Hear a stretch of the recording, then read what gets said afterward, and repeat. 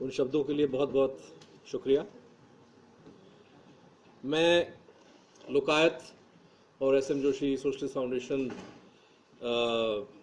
को शुक्रिया अदा करना चाहता हूं कि उन्होंने आज मुझे यहाँ बुलाया, आप लोगों से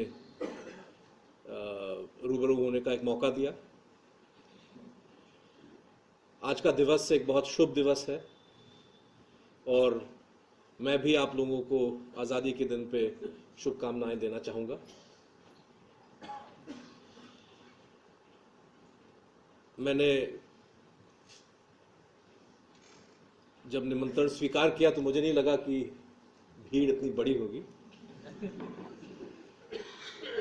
तो शब्द हमारे अगर लड़खड़ाएं तो आप मुझे माफ कीजिएगा। जमहूरियत दबाव की आड़ में ये एक विषय आज के दिन शायद कुछ लोगों को थोड़ा अजीब लगता होगा। आज जब हम हिंदुस्तान की आज़ादी का 70वां साल मना रहे हैं,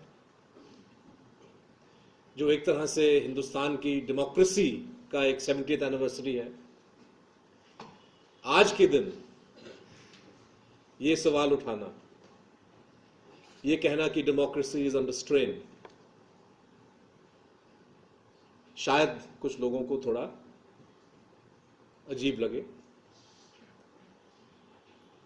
जब मैं जमहूरियत के बारे में सोचता हूं और जब मैं दबाव की बात करता हूं, स्ट्रेन की बात करता हूं, तो मेरे सामने इरोम शर्मिला की शक्ल नजर आती है। मणिपुर की बहादुर महिला, 16 बरस एक न पानी न खाना उनके मुंह से शरीर के अंदर गया। उनकी मांग एक बहुत सरल, पीसफुल, डेमोक्रेटिक मांग कि मणिपुर की सरजमी से armed forces special powers act हटा दिया जाए। उनका ये कहना नहीं था कि अगर भारत सरकार के खिलाफ कोई बंदूक उठाए तो भारत सरकार को अधिकार नहीं कि वो लड़े, लेकिन लड़ाई के तौर तरीके होते हैं, लड़ाई का अपना एक कानून होता है। और हिंदुस्तान के संविधान को जब लिखा गया, हिंदुस्तान के आज़ादी के लिए जब लोग लड़ रहे थे, तो उन्होंने शायद कभी कल्पना नहीं किया होगा कि एक ऐसा कानून लागू किया जाएगा हिंदुस्तान की ज़मीन पे, जहां पे सिपाहियों को खुला छूट दिया जाएगा एक आम नागरिक, एक आम शहरी को मार डालने का। क्यों? कि अगर आपको शक है कि वो आम नागरिक पब्लिक ऑर्डर को डिस्टर्ब करने वाला है।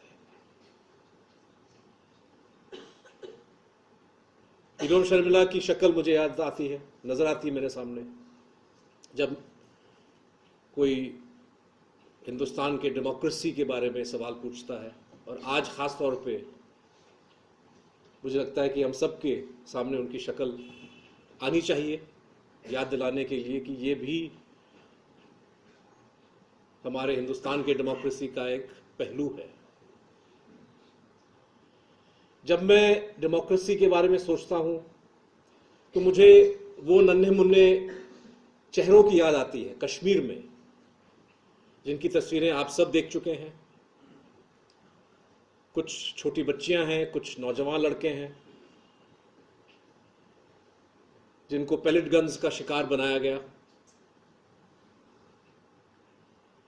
और ताज्जुब आता है एक ऐसी व्यवस्था पे कि भीड़ को आप चलिए, लॉ एंड ऑर्डर को अगर आप काबू करना चाहते हैं, कंट्रोल करना चाहते हैं, तो भीड़ पे नियंत्रण करना एक तरह से जरूरी होता है। लेकिन आपने ऐसे हथियार पुलिस के हाथ में डाल दिया, ना कोई ट्रेनिंग। आरटीआई हाल ही में एक राइट टू इंफॉर्मेशन का रिक्वेस्ट, कुछ दस्तावेज निकले जहां पे ट्रेनिंग तक भी नहीं दिया गया, जिनके हाथों में वो बंदूक, जो कहा जाता है कि ह्यूमेन क्राउड कंट्रोल मेथड है, अगर हम पैलेट्स नहीं चलाएंगे तो गोलियां बरसानी पड़ेंगी, और उसका अंजाम आप देख रहे हैं। कुछ लोग शायद हमेशा के लिए अंधे हो जाएंगे, बच्चे, और जो लोग बचेंगे, जिनकी आंखें बच सकती हैं, आप समझ सकते हैं कि उनकी मानसिक स्थिति क्या होगी।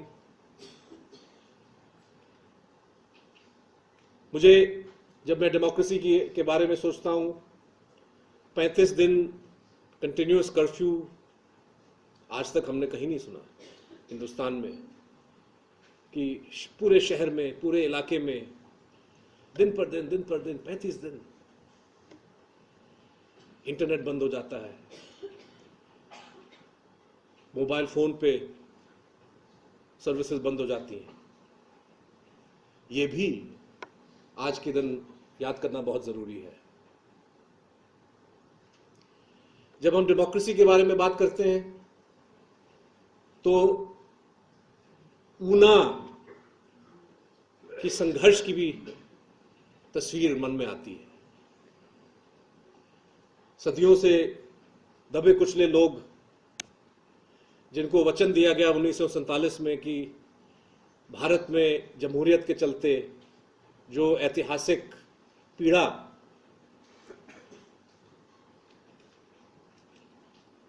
आपको सहना पड़ा, आज वो पीड़ा खत्म हो जाएगा। एक नया दिन शुरू हो रहा है, लेकिन वो 70 साल में जो हकीकत है, उस हकीकत को आपने वो वीडियो क्लिप में जरूर देखा होगा। ऊना में एक तो आप मुश्किल से मुश्किल काम करवाते हैं एक तबके से, ऊपर से जब वो काम करते हैं तो आप उन पे लाठी बरसाते हैं। जब आप अपनी आवाज उठाते हैं, जब आप संघर्ष का एक मोर्चा खोल लेते हैं, तो कल जैसे हुआ गुजरात में, पुलिस की आंखों के सामने पथराव, 40-50 लोग घायल, लेकिन आज बहुत ही शानदार बेहतरीन जुलूस ऊना में, उनकी तस्वीरें मैं देख चुका हूं। उन तस्वीरों को भी याद करना आज मुझे लगता है बहुत जरूरी है। ये भी हमारे डेमोक्रेसी का एक पहलू है। हकीकत तो नहीं दर्शाता, लेकिन एक भविष्य की कल्पना हम कर सकते हैं कि अगर ये संघर्ष जारी रहे, अगर ये जद्दोजहद बरकरार रहे, तो आने वाले दिन हिंदुस्तान के कैसे हो सकते हैं। जब हम जमहूरियत की बात करते हैं, डेमोक्रेसी की बात करते हैं, तो उन नागरिकों की भी याद आती है मुझे। उनको अल्पसंख्यक बुलाया जाता है, अकीलियत, जो उनकी सहमी आवाजें, सहमी शक्लें, जब सवाल उठाया जाता है, उन पे एक सवालिया निशान खड़ा किया जाता है कि क्या वाकई हिंदुस्तानी है कि नहीं है।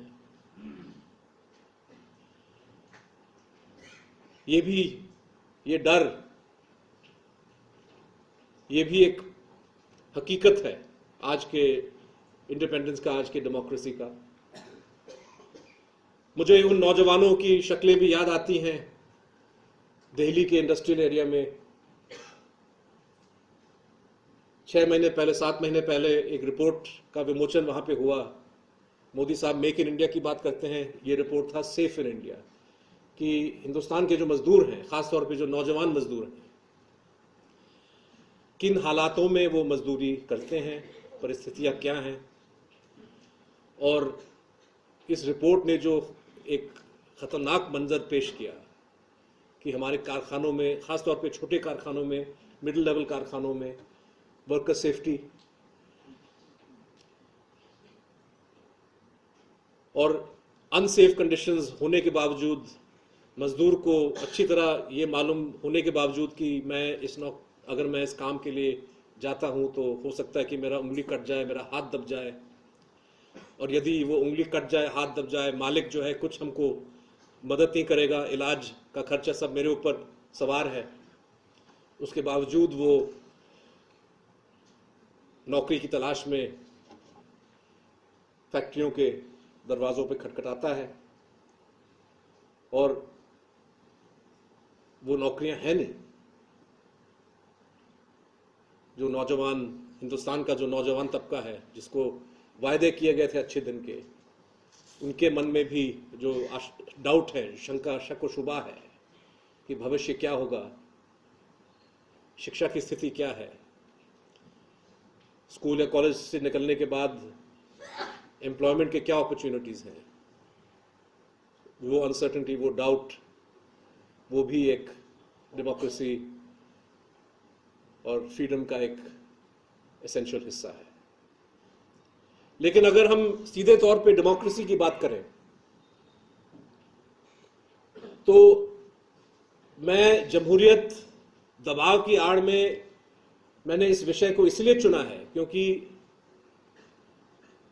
एक लंबे अरसे से, और ये सिर्फ 2014 की बात नहीं है, एक लंबे अरसे से हिंदुस्तान की डेमोक्रेटिक सिस्टम पे दबाव, अंकुश डालने की कोशिश की जा रही है। मालूम नहीं आप में से कितने लोगों ने एक छोटी सी खबर पे गौर फरमाया होगा, 3-4 महीने पहले की बात है, और ये पहला मैं आपको मिसाल देना चाहता हूं कि अरुण जेटली साहब के बजट जिसका मतलब होना चाहिए कि भाई अलग अलग विभाग में कितना पैसा खर्च करेंगे, कितना आप कर रेज करोगे आम जनता से, अलग अलग इकोनॉमिक एक्टिविटी से, बजट का वो मतलब होता है। बजट डॉक्यूमेंट में एक छोटा सा पैराग्राफ को स्मगल किया जाता है जिसमें लिखा है amendment to foreign currency regulation act, FCRA। ये वही कानून है जिसके चलते तीसरा सितलवार पे मुकदमा चलाया जा रहा है कि आपने गैर कानूनी तरीके से किसी विदेशी सोर्स से आपने पैसे लिए। ये वही कानून है जिसको इस्तेमाल करके इंदिरा जयसिंह जैसे वकील को चुप कराने की कोशिश की जा रही है कि आपके एनजीओ ने किसी जमाने में फॉरेन करेंसी लिया जिसके लिए आपने सही तरीके से परमिशन नहीं लिया। वही कानून FCRA जब बना शुरू में, उसका मेन मकसद कानून के अंदर यह था कि हिंदुस्तान की कोई पॉलिटिकल पार्टी विदेशी कंपनी से पैसे नहीं लेगा।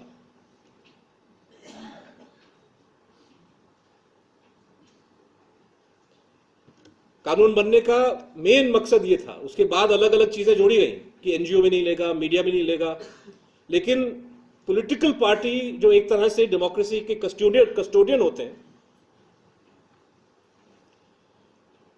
पार्लियामेंट ने सोच समझ के कानून पास किया कि भाई आप कांग्रेस पार्टी हो, सोशलिस्ट पार्टी हो, कम्युनिस्ट, जो भी आप पार्टी हो, किसी विदेशी सोर्स से, किसी विदेशी सरकार से, किसी विदेशी कंपनी से आपको पैसा नहीं मिलना चाहिए, क्योंकि अगर आप उनसे पैसा लेते हैं, जाहिर है कि ये कंपनी जो विदेश के हैं ये आपको पैसे इसलिए दे रहे हैं क्योंकि वो चाहते हैं कि आप हिंदुस्तान के अंदर ऐसी नीति लागू करें जिनसे उनको फायदा हो। 2014 चुनाव के साल दिल्ली हाईकोर्ट ने बीजेपी और कांग्रेस दोनों को दोषी ठहराया FCRA वायलेशन के लिए, क्योंकि इन दोनों पार्टियों ने वेदांता नाम के एक ब्रिटिश कंपनी से पैसा लिया। अब वेदांता के मालिक हिंदुस्तान मूल के आदमी हो या ना हो, अग्रवाल, इसका FCRA कानून से कोई लेना देना नहीं। और हाईकोर्ट ने कहा कि देखिए, वेदांता एक ब्रिटिश कंपनी है, FCRA के चलते कांग्रेस, बीजेपी, आपको इनसे पैसे लेने का कोई हक नहीं था, आपने कानून तोड़ा है। दोनों कांग्रेस और बीजेपी ने जाके अपील दखल किया, जैसे उनका हक बनता है सुप्रीम कोर्ट में। वो केस शायद अभी भी चल रहा है। जेटली साहब ने क्या किया? जेटली साहब ने इस बजट में उस कानून में संशोधन पारित करा दिया जिसमें साफ लिखा है कि जिसमें विदेशी कंपनी की परिभाषा को बदल दिया गया है,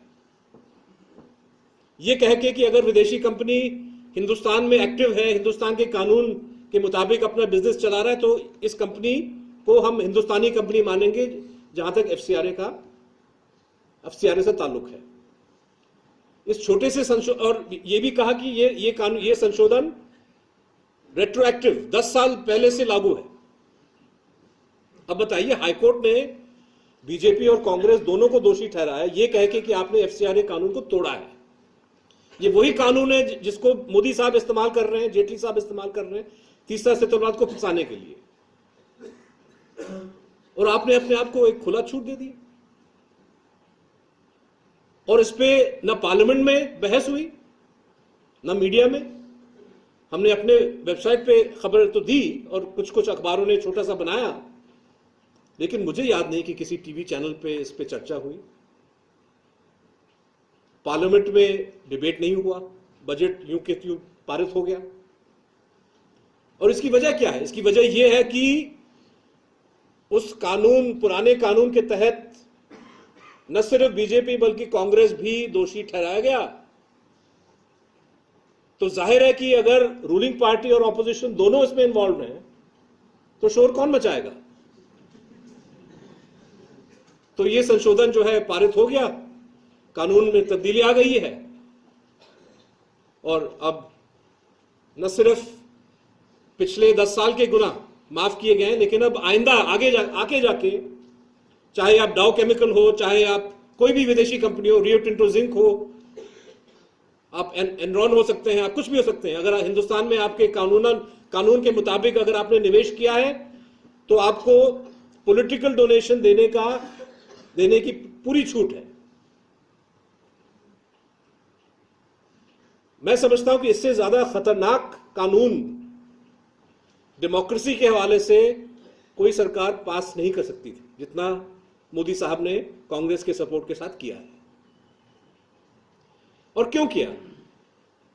इसलिए किया क्योंकि अगर हम एक लंबे अरसे से हिंदुस्तान की डेमोक्रेसी को स्टडी करें, क्योंकि ये जो दबाव, जो स्ट्रेन्स आ रहे हैं, ये पिछले 2 साल के नहीं है, ये 10, 15, 20 साल से चले आ रहे हैं। और सबसे बड़ा इसका जो सोर्स है वो ये कि हिंदुस्तान की सियासत और सियासी पार्टियों में मनी पावर का बढ़ता हुआ किरदार। आज हिंदुस्तान के चुनाव में जिस तरह से पानी की तरह पैसा बहता है, पहले भी बहता था, लेकिन जहां पहले एक या 2 नल बहते थे, अब तो पूरा ट्यूबवेल का पानी जो है, कुछ आंकड़े पिछले चुनाव के अखबारों में छपे, 2014 की मैं बात कर रहा हूं। कहा जाता है कि भारतीय जनता पार्टी ने खुद 2014 के चुनाव में $1 बिलियन से थोड़ा कम पैसा खर्च किया। और मैं ये फिगर आपको डॉलर में इसलिए दे रहा हूं क्योंकि $1 बिलियन वो अमाउंट है जितना बैरक ओबामा ने अपने आप को प्रेसिडेंट बनाने के लिए खर्च किया उससे 4 साल पहले।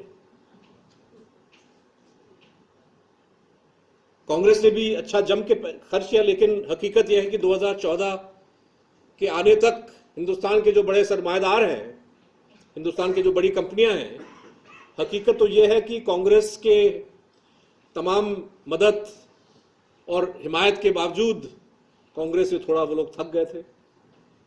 उनको लगा कि जो काम होना चाहिए, जो छूट मिलनी चाहिए, अलग अलग कारणों से मनमोहन सिंह हमको दे नहीं पा रहे हैं। और लगभग 2011-2012 से लेके हिंदुस्तान के उद्योगपतियों ने फैसला तकरीबन कर ही दिया कि हम आने वाले चुनाव में कुछ भी हो जाए मोदी साहब को प्रधानमंत्री बनाएंगे। और ये आप मेरी बात ना मानिए, आप उन दिनों के अखबार की सुर्खियां देख लीजिए। वाइब्रेंट गुजरात में रतन टाटा जी का बयान, वहां पे अनिल अंबानी, मुकेश अंबानी के बयान, जहां पे वो बार बार कह रहे हैं कि मोदी जैसा प्रधानमंत्री शायद हिंदुस्तान को न मिले, इतना बढ़िया पीएम मोदी से बढ़िया नहीं मिल सकता है, वगैरह वगैरह। ऐलान जंग तब सुनाया गया वाइब्रेंट गुजरात में, और सुनाया गया बीजेपी से नहीं, हिंदुस्तान के बड़े उद्योगपतियों ने। तो फैसला लगभग तय था, इसलिए 2014 के चुनाव आने तक कांग्रेस, जो ऐतिहासिक तौर पे बड़े, जो हिंदुस्तान के बड़े कंपनीज हैं, उसकी प्रेफर्ड चुनिंदा पार्टी थी, उस रेस में थोड़ा वो लड़खड़ा गई, बीजेपी आगे निकल गया। लेकिन सवाल सिर्फ कॉर्पोरेट फंडिंग का नहीं है। दरअसल में हिंदुस्तान का जो इलेक्टोरल सिस्टम है, उसमें एक बहुत बड़ी एक कमी, जहां तक इलेक्शन एक्सपेंडिचर का सवाल है, जो मैं उजागर करना चाहूंगा आपके सामने। जब हिंदुस्तान का संविधान बना और पार्लियामेंट्री सिस्टम यहां पे इंट्रोड्यूस किया गया, तकरीबन हमने ब्रिटिश सिस्टम को सीधे तौर पे इंपोर्ट करके यहां पे लागू कराया। उस सिस्टम की बहुत सारी खराब चीजें हैं, कमोवेश वो सारी खराब चीजें आज हिंदुस्तान में मौजूद हैं। लेकिन उस सिस्टम की जो अच्छी चीजें हैं, जो ब्रिटेन के अंदर मजदूर जमात के जद्दोजहद की वजह से उस कानून में, उस सिस्टम में लाया गया, उन चीजों को हमने हिंदुस्तान में इंपोर्ट नहीं किया। मिसाल के तौर पे political expenditure during elections. Britain में दो किस्म की बाधाएं लागू हैं चुनाव के टाइम में। एक लिमिट कि अगर आप कैंडिडेट हैं, एज ए कैंडिडेट आप कितना पैसा खर्च कर सकते हैं, उस पर सीमा है। वो सीमा हिंदुस्तान में भी है, शायद 70 लाख के आसपास, अगर आप एमपी बनना चाहते हैं। लेकिन ब्रिटेन के सिस्टम में एक और सीमा है, एक और बाधा है। कैंडिडेट पे तो है ही, उसके अलावा पार्टी जो है, पार्टी के ओवरऑल एक्सपेंडिचर पे भी एक लिमिट रखा जाता है। और ये लॉजिकल है, क्योंकि आप कैंडिडेट पे लिमिट अगर रख भी लें, इसका फायदा क्या है अगर पार्टी जाके बेशुमार पैसा खर्च कर सकता है।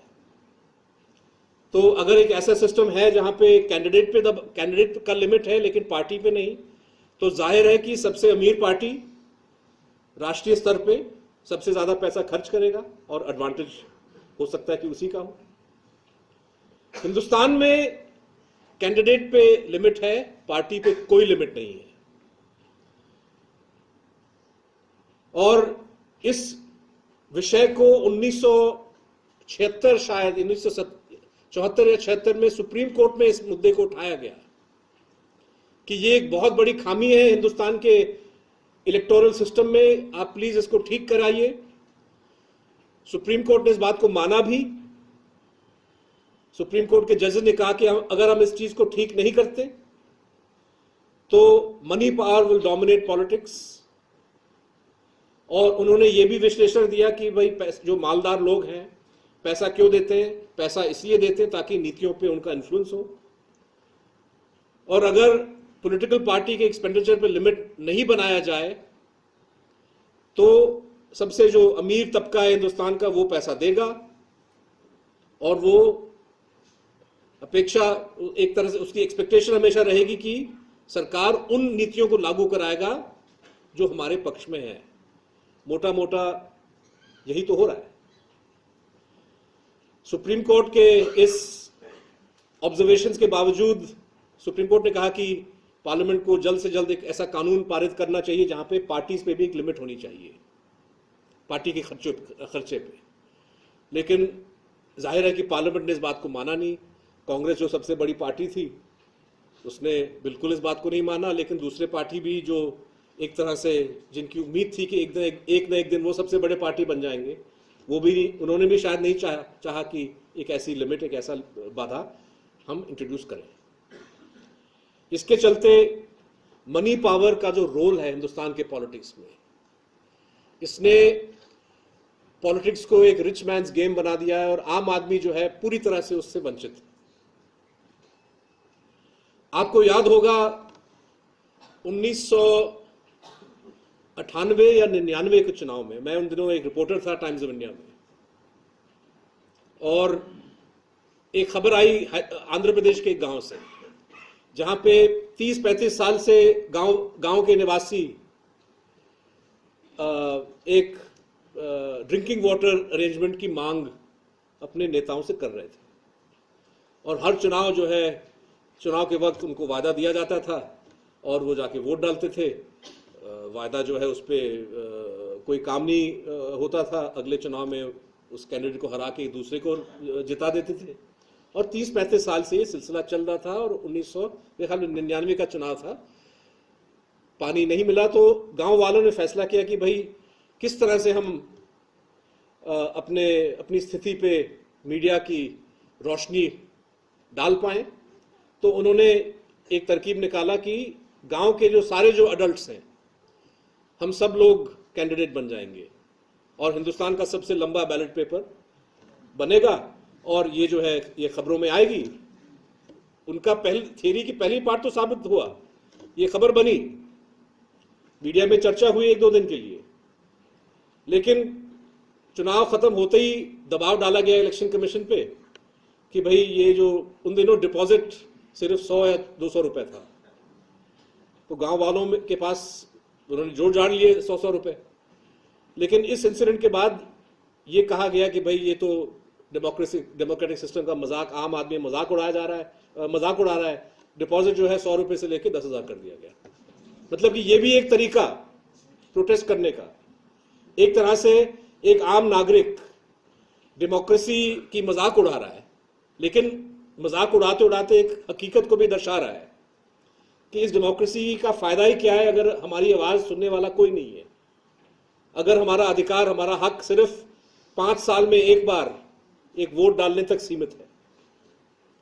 वो एक हकीकत की ओर इशारा कर रहा था गांव के लोग, लेकिन हमने उस बात को समझा नहीं, उल्टा जो है हमने कानून बदल दिया ताकि दोबारा ऐसी आवाजें सुनने को न मिले, ऐसा लंबा बैलेट पेपर देखने को न मिले, और हम सब अपने भ्रम में रहे कि हिंदुस्तान दुनिया का सबसे बड़ा, सबसे शानदार डेमोक्रेसी है। मनी पावर का नजारा आप, क्योंकि इन दिनों बहुत सारे स्टेट्स में अब क्योंकि कानून बन गया है कि एमएलएज, एमपीज एसेट्स वो डिक्लेरेशन करना लाजमी है, बहुत सारे लोग नहीं करते, उसमें भी गोल मटोल करते हैं। 10 करोड़ की प्रॉपर्टी को जो है ऐतिहासिक कीमत पे दिखाएंगे कि ये तो सिर्फ 10 लाख की जमीन है, तो सब चलता है उसमें। लेकिन उसके बावजूद अगर आप देखें, आप अब 10-15 साल का डेटा है हमारे सामने, आप देख सकते हैं किस तरह से एवरेज इनकम, एवरेज वेल्थ एक आम एमएलए का और एमपी का मुसलसल बढ़ता गया है, कंटिन्यूस इजाफा उसमें हुआ है। आम आदमी का इनकम नहीं बढ़ा, लेकिन एमएलए, एमपी, मैं सिर्फ सैलरी की बात नहीं कर रहा हूं, मैं एसेट्स की बात कर रहा हूं, वेल्थ की बात कर रहा हूं। कहने का मतलब कि जो असेंबलीज हैं, जो पार्लियामेंट है, वो उसमें अमीरों की तादाद बढ़ती जा रही है, आम आदमी की तादाद घटती जा रही है।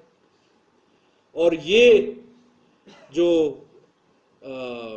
हकीकत है हिंदुस्तान के पॉलिटिक्स का, मैं समझता हूं कि एक लंबे अरसे से जो सबसे बड़ा फैक्टर है जो डेमोक्रेसी को जकड़ रहा है, स्ट्रेन पे डाल रहा है, वो ये है मनी पावर का रोल।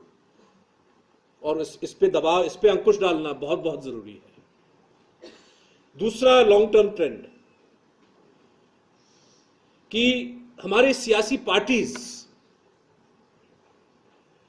आम जनता से इतना दूर जा चुके हैं, आम जनता के एस्पिरेशंस, के ख्वाहिशों से इतना दूर जा चुके हैं, इतना रिमोट हो गए हैं कि एक बहुत बड़ा आंदोलन शायद पार्टीज को सही दिशा में ला सकता है, या उनको याद दिला सकता है कि भाई हम भी हैं, हमारी मांगे हैं। नहीं तो पार्टीज अपनी दिशा में, अपनी आड़ में, अपने गीत के धुन पे आगे बढ़ते जाते हैं, और आम आदमी का उन पे कंट्रोल डालने का कोई जरिया, कोई तरीका नहीं है। कहने को तो हिंदुस्तान के पॉलिटिकल पार्टीज डेमोक्रेटिक हैं, उनके अंदर चुनाव वगैरह कहते हैं कानून के मुताबिक होना चाहिए, लेकिन आप अच्छी तरह से समझ सकते हैं कि पॉलिटिकल पार्टीज डायनेस्टिक, या तो हमारे अधिकांश पार्टीज डायनेस्टिक हैं जहां पे बाप के बाद बेटा या कभी कभी बेटी के हाथ में सत्ता चला जाता है, पावर चला जाता है, या उस पार्टी के अंदर ऐसे हिडन फोर्सेस हैं जो अपनी शक्ल जनता के सामने नहीं लाते, जैसे कि आरएसएस और बीजेपी का रिश्ता। कहने को तो चुनाव होता है, मोदी साहब जीत जाते हैं या वेंकैया नायडू जीत जाते हैं या अमित शाह जीत जाते हैं, लेकिन फैसला जो है कहीं और लिया जा रहा है। ये भी डेमोक्रेसी का एक रियलिटी है कि पॉलिटिकल पार्टी का जो स्ट्रक्चर है, पॉलिटिकल पार्टी एकदम अनरिस्पॉन्सिव है आम जनता की मांगों से।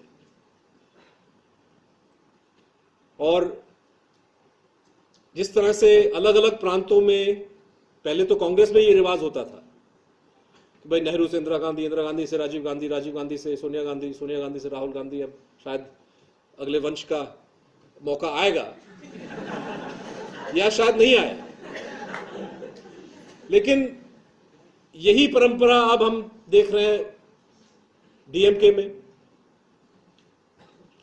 यही परंपरा एक उरूज पे है अगर हम समाजवादी पार्टी की बात करें, जहां पे सारे एमपी इस पार्टी के, सारे एमपी कहीं ना कहीं जो है वो मुलायम सिंह यादव के रिश्तेदार है। कोई भाई है तो कोई बेटी है तो कोई भतीजी है। ये सियासत करने का कोई तरीका है, लेकिन इसकी वजह है। बिहार में भी यही हालत है। जो जिन सियासतदानों, जिन पॉलिटिशियंस के डायरेक्टली कोई फैमिली वाला नहीं, उनके चुनिंदे जो है नॉमिनीज, जो एक तरह से फैमिली मेंबर ही माने जाते हैं, वो आगे बढ़ते हैं। इसकी वजह सीधे तौर पे ये है कि पॉलिटिक्स पैसे बनाने का एक जरिया है। और जिस तरह से पुराने ज़माने के जो अमीर परिवार थे वो शादी के मामले में बहुत कंजर्वेटिव थे कि भाई लड़की, हमारा धन जो है परिवार से बाहर ना चला जाए, हमारी ज़मीनें जो हैं इसका बंटवारा ना हो, इसीलिए आप किसी रिश्तेदार से शादी कराते हो ताकि डिवीजन ऑफ एसेट्स ना हो। पॉलिटिक्स भी हिंदुस्तान में यही हो चुका है, पैसे कमाने का जरिया, एसेट्स एक्यूमुलेशन का जरिया। और जाहिर है कि अगर पॉलिटिक्स का यही मतलब है तो इस धन को आप फैमिली के अंदर ही रखना चाहोगे। तो ये हकीकत हमको ये बताता है कि अगर डेमोक्रेसी खतरे में है तो पॉलिटिकल पार्टीज का रोल जो अभी तक रहा है, और पॉलिटिकल पार्टीज जिस दिशा में जा रहे हैं, ये एक बहुत बड़ा रोल प्ले कर रहा है। तीसरा लॉन्ग टर्म पहलू डेमोक्रेसी अंडर स्ट्रेन का, और ये मैं आपको इसलिए इन पे ज़्यादा मैं जोर दे रहा हूं क्योंकि ये एक लंबे अरसे से ट्रेंड चला आ रहा है। ये सिर्फ मोदी जी की देन नहीं है, ये सिर्फ 2014 के बाद नहीं शुरू हुआ। वो ये कि हिंदुस्तान में लॉ एंड ऑर्डर का एनफोर्समेंट पूरी तरह से पॉलिटिसाइज्ड हो चुका है। अगर आप सत्ताधारी हैं तो कानून तोड़ना बहुत आसान, अगर आप विपक्षी पार्टी के सदस्य हैं तब भी कानून तोड़ना उतना ही आसान है, क्योंकि आप में और रूलिंग पार्टी में एक तरह से एक सांठ-गांठ अक्सर पाया जाता है कि जब हम सत्ता में हैं तो शोर तो जरूर मचाऊंगा कि भी रॉबर्ट वाड्रा ने ये किया वो किया। वाड्रा का मिसाल ले लीजिए, वाड्रा ने 5-6 करोड़ रुपए का निवेश, शायद उतना भी निवेश नहीं किया, लेकिन डीएलएफ के साथ और हुडा के साथ एक समझ, एक एग्रीमेंट के चलते पैसा जो है उनका कई गुना ज्यादा बढ़ गया। अगर बीजेपी का मानना है, जिस तरह से बीजेपी का बयान चुनाव के टाइम आया कि कानून तोड़ा गया, ये क्रिमिनल एक्टिविटी हुआ, बहुत सारे लोग हैं जो उसमें विश्वास करते हैं, तो उपाय ये है कि आप पुलिस केस रजिस्टर कीजिए, गिरफ्तारियां करो, इन्वेस्टिगेट करो, लेकिन ऐसा हुआ नहीं।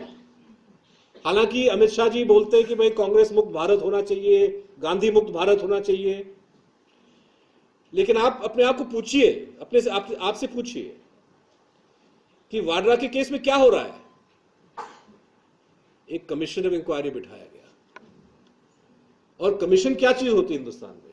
अगर आप किसी मामले को टालना चाहते हो, अगर आप उस पर एक्शन नहीं लेना चाहते, तो आप एक कमीशन ऑफ इंक्वायरी बिठा देते हो, और कमीशन ऑफ इंक्वायरी जो है उसकी एक मियाद पहले से तय की जाती है, ड्यूरेशन, वो ड्यूरेशन खत्म हो जाता है।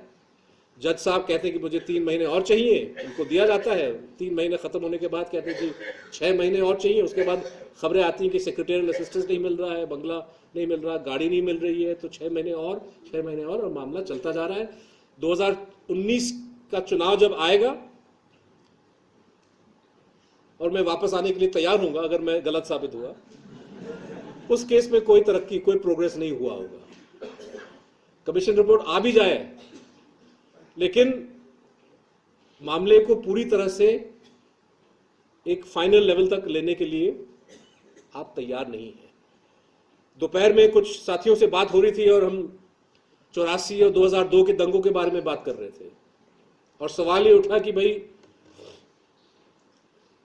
जब इतना एविडेंस है 84 और 2002, 84 में कांग्रेस पार्टी इन्वॉल्व था, 2002 में बीजेपी इन्वॉल्व था, तो जब दूसरी पार्टी चुन के आती है तो क्यों नहीं उस सबूत को इस्तेमाल करके अपने दुश्मन पार्टी को हमेशा के लिए खत्म क्यों नहीं किया?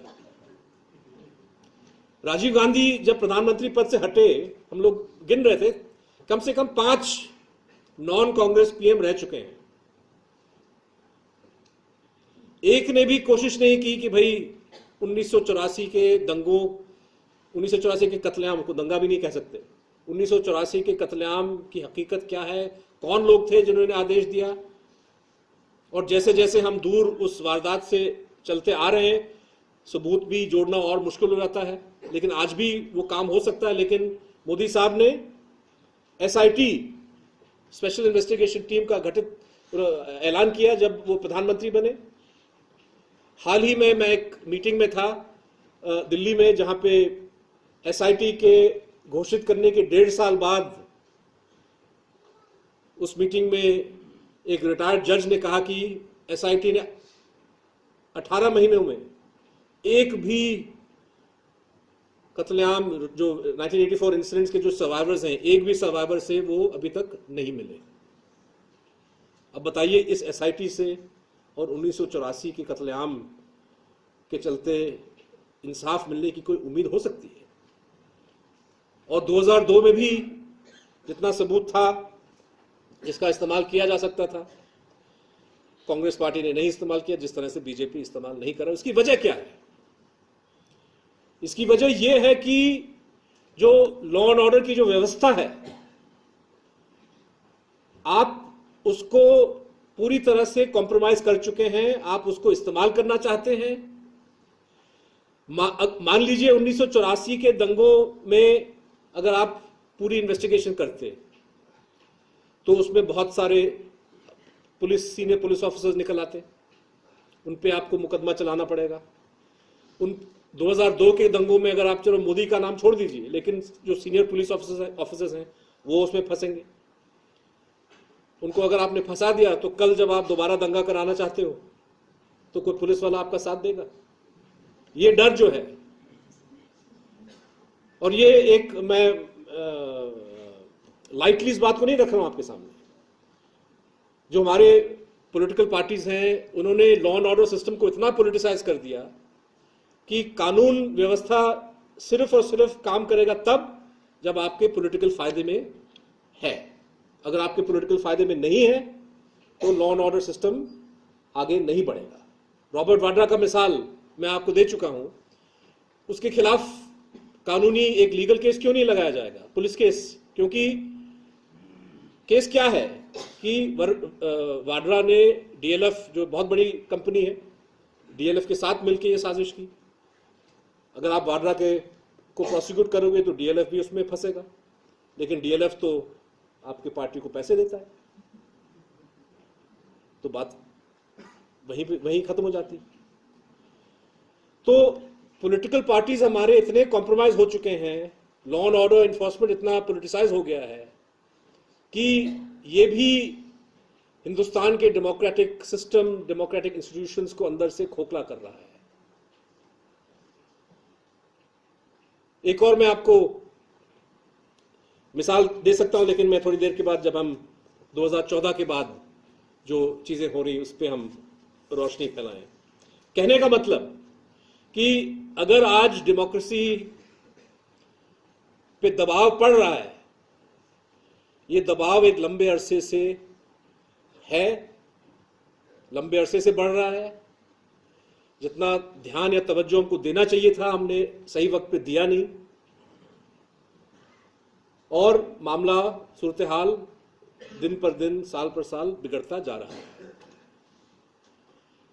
अब हम बात करें 2014 के बाद जो हिंदुस्तान में हो रहा है।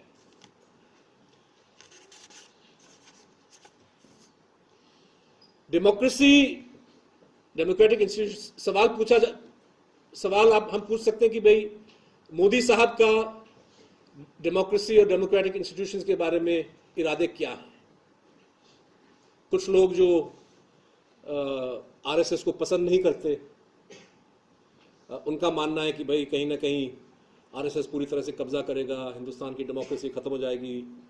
लेकिन जैसे हमने ऑलरेडी आपको हम बता चुके हैं, हिंदुस्तान की डेमोक्रेसी पहले से इतनी कमजोर हो चुकी है कि आपका मंसूबा जो भी हो, आपके इरादे जो भी हो, इस कमजोर डेमोक्रेसी को खत्म करने में आपका कोई फायदा नहीं है। इसी कमजोर डेमोक्रेसी को आप चलाएंगे और उसको और कमजोर करते रहेंगे, लेकिन इसका ढांचा जो है वहीं के वहीं आपके सामने पेश किया जाएगा कि देखिए हम आखिरकार डेमोक्रेटिक कंट्री है। मोदी साहब का कंट्रीब्यूशन क्या है? मोदी साहब कोशिश ये कर रहे हैं कि हिंदुस्तान के जो डेमोक्रेटिक सिस्टम है, ये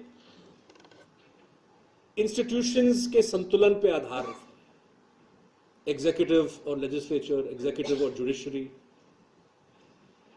the autonomy of CAG, autonomy of election commission, इन तमाम चीजों को जोड़ के ये जो इंस्टीट्यूशंस हैं हमारे, इनके बीच में जो रिश्ता है, इनके बीच में जो बैलेंस है, ये हिंदुस्तान के constitutional structure, basic structure, Hindustan के डेमोक्रेटिक सिस्टम का एक बहुत ही एसेंशियल कंपोनेंट है। मोदी साहब आते ही इस बैलेंस को बिगाड़ने की कोशिश करने पे शुरू हो गए। पहला मिसाल तो छोटा है, लेकिन एक तरह से एक इशारा देश को मिला जिस पे हमने ध्यान नहीं दिया। प्रधानमंत्री बनने से पहले ही पहला कदम उनका क्या था? श्री नृपेंद्र मिश्रा, जो बहुत सीनियर और सुलझे हुए ब्यूरोक्रेट हैं, मैं उनकी एडमिनिस्ट्रेटिव कैपेसिटी पे टिप्पणी नहीं दे रहा हूं, लेकिन वो telecom regulatory authority of India के रिटायर्ड चेयरमैन थे। टीआरएआई के कानून के मुताबिक एक रिटायर्ड टीआरएआई चेयरमैन को दोबारा सरकार के साथ करने का अधिकार नहीं है, उसमें पाबंदी थी कानून में। और पाबंदी क्यों थी? इसलिए कि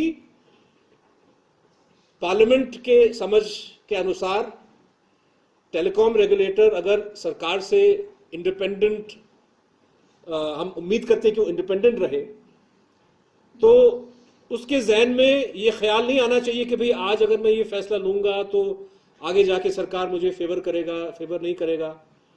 अगर आप, जैसे कि चीफ जस्टिस ऑफ इंडिया पे भी पाबंदी है कि आप इसके बाद आप दूसरा जो है सरकारी नौकरी नहीं कर सकते, और इसकी वजह आप अच्छी तरह समझ सकते हैं। आज अगर ठाकुर साहब जो हैं chief justice of India, Modi के बयान पे टूट पड़े, पहली दफा शायद 70 साल के इतिहास में हमने देखा कि किसी चीफ जस्टिस ऑफ इंडिया ने भारतीय प्रधानमंत्री के इंडिपेंडेंस डे या किसी और स्पीच पे इस तरह से टिप्पणी दी होगी। उसने कहा कि मैं बहुत डिसअपॉइंटेड हूं कि जो जुडिशियल क्राइसिस जिस क्राइसिस से हिंदुस्तान गुजर रहा है, इसके बारे में मोदी साहब ने कुछ कहा नहीं। लेकिन अगर कहने की, अच्छा उन्होंने भी एक तरह से जो सवाल सबके जहन में था कि भाई इनको हिम्मत कैसे मिली ये बात रखने की, उसने कहा कि मैं अपने करियर के पीक पे हूं, मैं किसी से डरता नहीं हूं। और हिंदुस्तान मतलब जिन्होंने संविधान, जिन्होंने भारत की आईन को लिखा, उन्होंने ऐसे प्रावधानों को इसलिए इंक्लूड किया क्योंकि वो चाहते थे कि जो आदमी या औरत ऐसे पदों पे आए वो एक आज़ादाना उनका एक सोच हो, इंडिपेंडेंट थिंकिंग हो, वो सरकार के फेवर में एक डिसीजन लेने के लिए उन पे दबाव नहीं होना चाहिए। टीआरआई चेयरमैन तो खैर सुप्रीम कोर्ट चीफ जस्टिस से मतलब उनकी तुलना हम डायरेक्टली नहीं कर सकते, लेकिन टेलीकॉम एक बहुत इकोनॉमी का बहुत अहम हिस्सा है, उसमें करोड़ों रुपए का, हजारों करोड़ों रुपए का फैसला लिया जाता है। तो पार्लियामेंट ने कहा कि टीआरआई के चेयरमैन का दोबारा सरकार में काम करना वर्जित है। मोदी साहब आते ही गैजेट नोटिफिकेशन एक ऑर्डिनेंस उन्होंने पारित किया कि भाई ये इस प्रावधान को हम हटा रहे हैं। तो टीआरआई की जो ऑटोनॉमी है, टीआरआई की जो इंडिपेंडेंस है, कलम के एक निशाने से आपने उड़ा दिया। उसके बाद क्या किया उन्होंने? उसके बाद, और ये जब हम इंस्टीट्यूशंस की बात करते हैं तो इंस्टीट्यूशंस में पॉलिटिकल पार्टीज के बीच में जो रिश्ता है ये भी एक अहम हिस्सा अपनाता है। एक रिवाज रहा है कि भाई, और कॉन्स्टिट्यूशन में भी इस चीज को एक तरह से पहचाना गया कि party in power, party in opposition. अब आप उसको, अगर आप लकीर का फकीर बनते हैं और एक पूरी एक औपचारिक अगर आपका अप्रोच है कि भाई कांग्रेस पार्टी को 48 सीट मिलने चाहिए थे ताकि वो 10% वगैरह कोई रूल उन्होंने बनाया, जो कुछ लोग कहते हैं कि ऐसा रूल है भी नहीं, लेकिन आप सत्ता में हैं, आप कर सकते हैं। उन्होंने कहा भाई इस रूल के तहत 44 सीट जो कांग्रेस लोकसभा में जीत के आया है, इससे कांग्रेस को हम विपक्षी लीडर ऑफ ऑपोजिशन का दर्जा नहीं देंगे। इसकी तुलना आप करिए आम आदमी पार्टी दिल्ली में, जहां बीजेपी सिर्फ 3 सीट जीत के आया। इसके बावजूद जो है आम आदमी पार्टी ने कहा कि नहीं, हम आपको ऑपोजिशन का दर्जा देंगे। और ये मैग्नानिमिटी, ये मतलब मैं ये नहीं कह रहा हूं कि केजरीवाल एक खुले दिल इंसान है, मोदी ऐसा नहीं, मतलब ये इसमें एक सियासी सोच है कि अगर आप एक वर्किंग रिलेशनशिप चाहते हैं किसी के साथ, तो आप उनके साथ इज्जत का बर्ताव कीजिए। आप कह सकते थे कांग्रेस पार्टी से कि देखो कानून के मुताबिक आपका हक नहीं बनता है, लेकिन मैं चाहता हूं कि एक ऑपोजिशन और गवर्नमेंट का एक अच्छा रिश्ता हो पार्लियामेंट में, इसलिए हम चाहते हैं कि आपको ये दर्जा मिले। लेकिन ऐसा हुआ नहीं। ये भी एक छोटा सा मिसाल है कि सोच क्या है कि आप 282 सीट जीत लिए, बहुत बढ़िया है। एनडीए की स्कोर को अगर आप जोड़ दीजिए तो 330-340 तक आप हैं, लेकिन वो भी काफी नहीं। पूरी तरह से आप एक सिचुएशन क्रिएट करना चाहते हैं जहां पे विपक्ष जो है और दबाव में आ जाए, और दबाव महसूस करे। ये भी एक तरह से इंस्टीट्यूशनल बैलेंस, जिसके जो एक बहुत जरूरी संतुलन, बहुत जरूरी बैलेंस हिंदुस्तान की डेमोक्रेटिक सिस्टम मांगती है, उसको आपने दरकिनार कर दिया। लेकिन सबसे अहम और सबसे डेंजरस और खतरनाक जो प्रयास किया गया और जिस प्रयास को अभी तक पूरी तरह से छोड़ा नहीं गया, वो ये कि जुडिशियल अपॉइंटमेंट्स में तब्दीली लाने की कोशिश। जो नेशनल जुडिशियल अपॉइंटमेंट्स कमीशन, ये बात 20-30 साल से हिंदुस्तान के पार्लियामेंट में ये चर्चा हो रही थी कि भाई कोलिजियम सिस्टम इतना बेहतरीन सिस्टम नहीं है, उसमें बहुत कमियां हैं, बाज़ दफ़ा गलत किस्म के जज बन जाते हैं। तो एक ओवरऑल एक नया सिस्टम होना चाहिए। हिंदुस्तान की पार्लियामेंट, अलग अलग पार्टी, अलग अलग सरकार, लॉ कमीशन इस पे 20-25 साल से विदाउट रीचिंग एनी कंक्लूजन इस पे बात कर रही थी। यहां पे 1-2 महीने के बाद ही जो है कानून को पारित किया जाता है और एक ऐसा नेशनल जुडिशियल अपॉइंटमेंट्स कमीशन बनाया जाता है जिसमें लॉ मिनिस्टर का वीटो पावर एक तरह से ऑन ऑल जुडिशियल अपॉइंटमेंट्स मिलता है। और जब सुप्रीम कोर्ट ने इस एनजेएसी को खारिज कर दिया ये कह के कि ये बेसिक स्ट्रक्चर ऑफ कॉन्स्टिट्यूशन के खिलाफ है, तो इसका बदला जो है सरकार अब ले रहा है कि कोई भी जुडिशियल अपॉइंटमेंट पिछले 5-6 महीनों से ये कंफर्म नहीं कर रहे हैं। इसलिए ठाकुर साहब चीफ जस्टिस ऑफ इंडिया नाराज हैं कहा जाता है कि वैकेंसी, टोटल वैकेंसीज 50% के आसपास है अगर हम हाई कोर्ट्स की बात करें। और आप समझ सकते हैं कि ऐसी सिचुएशन में जब केसेस का बैकलॉग इतना ज़्यादा है, सरकार ये ऐसा क्यों कर रहा है? क्योंकि सरकार ने अभी तक जुडिशरी पे दबाव और इन्फ्लुएंस डालने का जो एक इरादा है उसको छोड़ा नहीं है। और ये मैं समझता हूँ कि बहुत ही एक खतरनाक दिशा में जो है सरकार की सोच है, और इसका फाइनल चैप्टर अभी तक लिखा नहीं गया है। अगर हम इंस्टीट्यूशनल बैलेंसेस की बात करें तो एक परंपरा रहा है हिंदुस्तान में कि हमारे जो एकेडमिक इंस्टीट्यूशंस हैं काफ़ी हद तक इनकी ऑटोनॉमी, एक ऑटोनमस पोजीशन रहता है। हालांकि तमाम जो यूनिवर्सिटीज़ हैं यूजीसी के तहत आते हैं, और आईआईटीज़ जो है उनका एक अपना काउंसिल वगैरह होता है, लेकिन जिस तरह से 2 साल के अंदर पूरी तरह से कोशिश किया गया कि यूनिवर्सिटी की ऑटोनॉमी को ख़त्म किया जाए, दिन पर दिन अजीब और गरीब आदेश दिल्ली से सेंट्रल यूनिवर्सिटीज़ को भेजा जा रहा है कि कभी आप झंडा जो है इतना ऊंचा लहराइए झंडे का। और ये आदेश इन लोगों से, जैसे कि जिन लोगों ने 47 से पहले झंडा को कभी अपने दफ्तर के ऊपर लहराने नहीं दिया, अब आदेश दे रहे कि फ्लैग का साइज ये होना चाहिए, इस हाइट पे होना चाहिए। आदेश दिया जाता है कि तमाम फैकल्टी को बुला के आप उनसे स्वच्छ भारत का जो है ये ओथ लीजिए।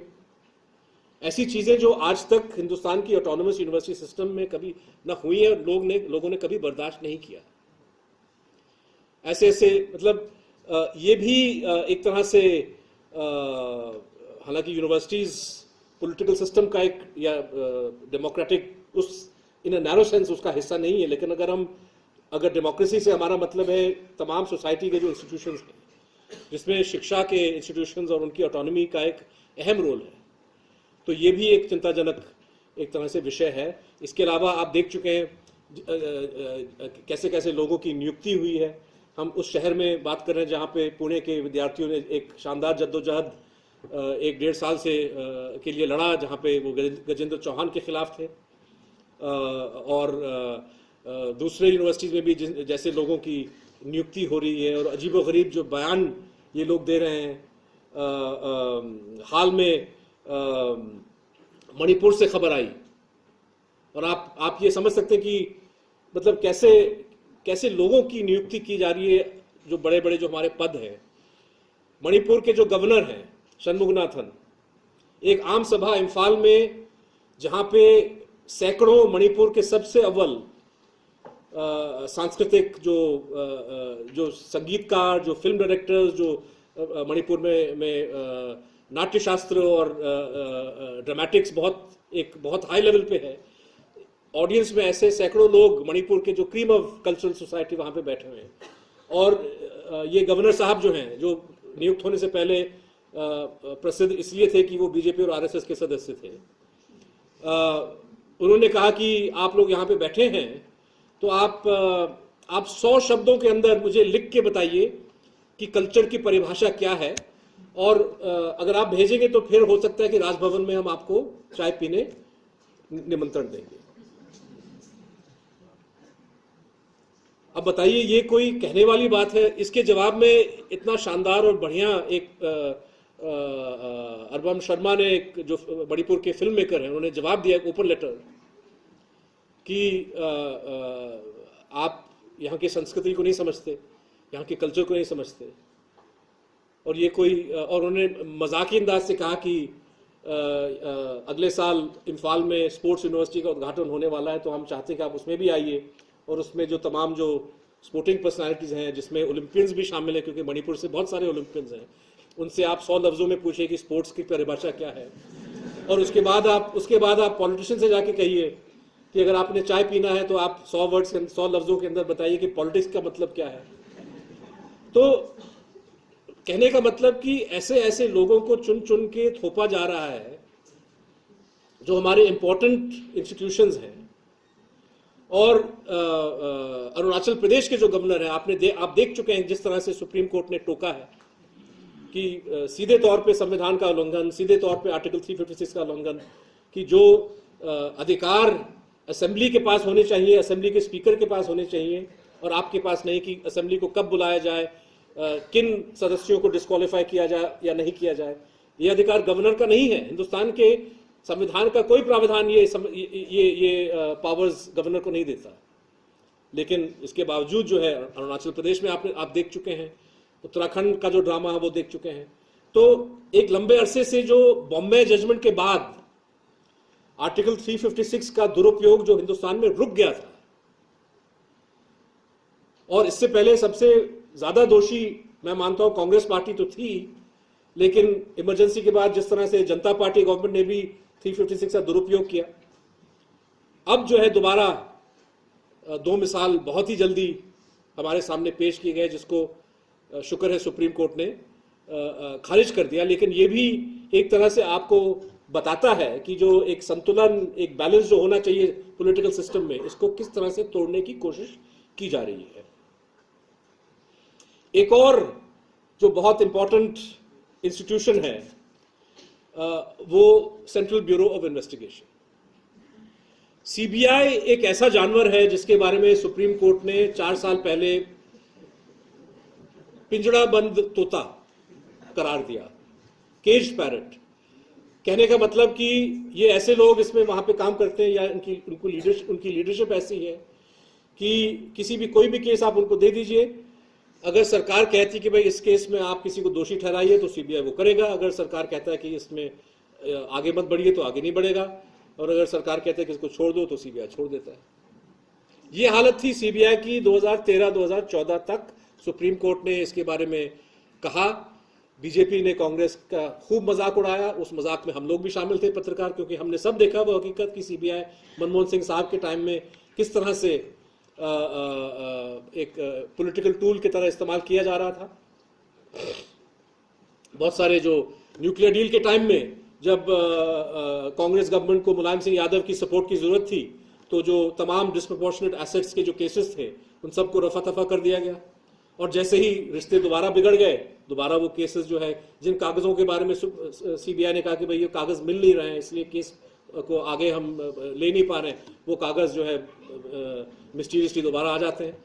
तो ये अब अफसोस की बात यह है कि बीजेपी ने इसी सीबीआई को एक नए लेवल, मतलब इसकी जो केज्ड पैरट स्टेटस है, एक नए लेवल तक ये लोग ले चुके हैं।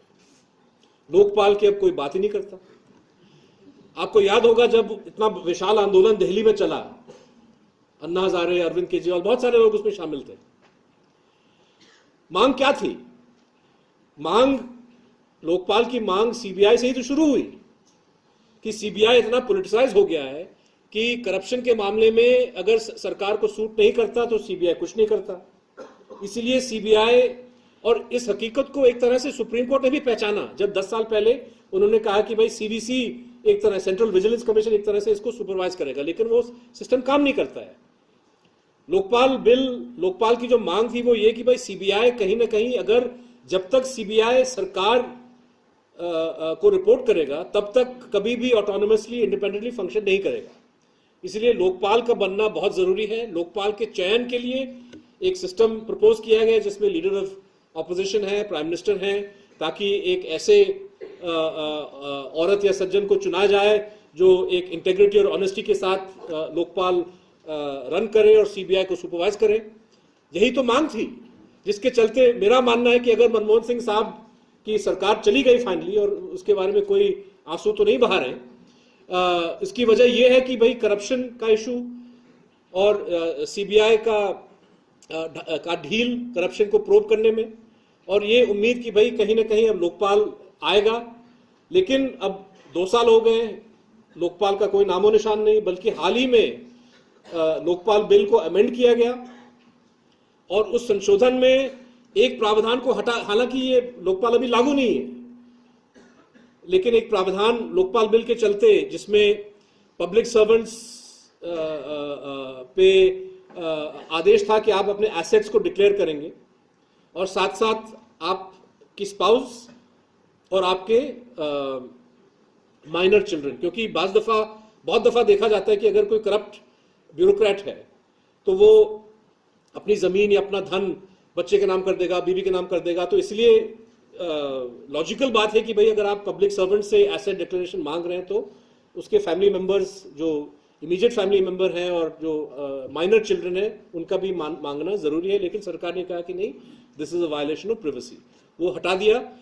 संशोधन जब लाया गया, सरकार ने कहा कि संशोधन की जरूरत यह है कि कानून के तहत लोकपाल तभी बन सकता है जब प्रधानमंत्री और लीडर ऑफ ऑपोजिशन मिलके तय करें कि लोकपाल कौन बनेगा। लेकिन लोकसभा में लीडर ऑफ ऑपोजिशन तो है नहीं।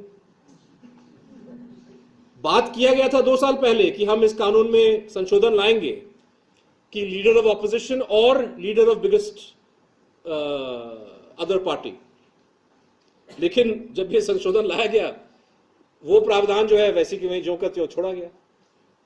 कहने का मतलब कि आज भी सरकार लोकपाल नियुक्त करने के पोजीशन में नहीं है और कानून की लिमिटेशन को एज एन एलिबाई आगे वो पेश कर रहा है।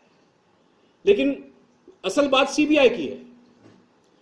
सरकार लोकपाल से क्यों बचना चाहता है? क्योंकि किसी भी हालत में सीबीआई की फंक्शनिंग को किसी गैर सरकारी, गैर पॉलिटिकल इंस्टीट्यूशन के हाथ के हवाले नहीं करना चाहता। सीबीआई ने क्या किया अभी तक?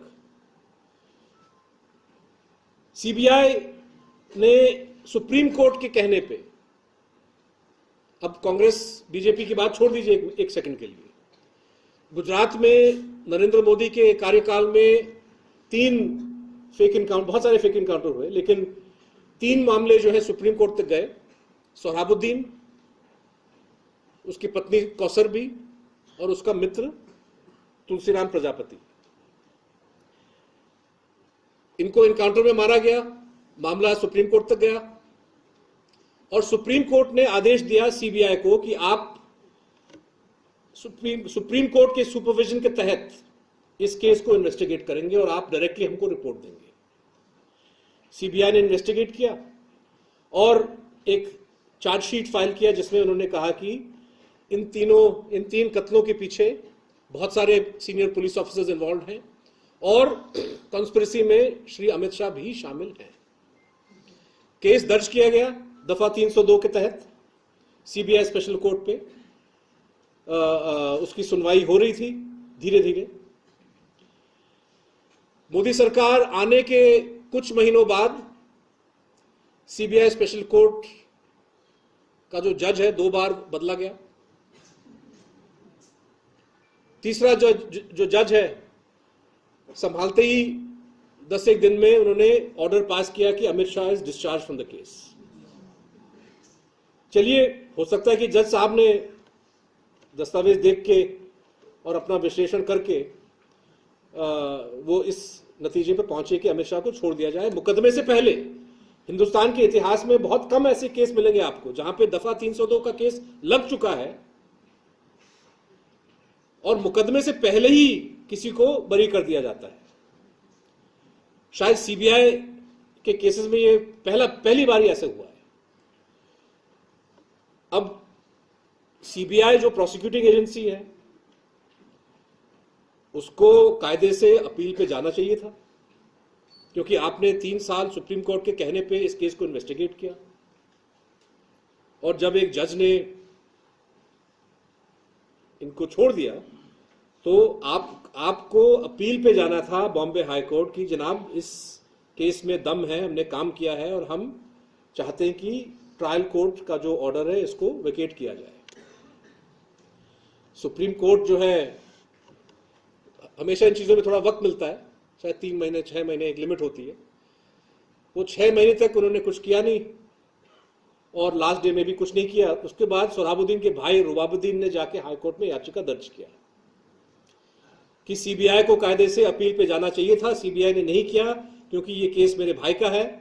मैं अपील करता हूं कि इस trial court order discharging Amit Shah भी रिवोक्ड। याचिका दर्ज हुआ उनका, 10 दिन बाद जो है वो वापस कोर्ट में गए कि अब मैं इसको वापस देना चाहता हूं। क्यों भाई?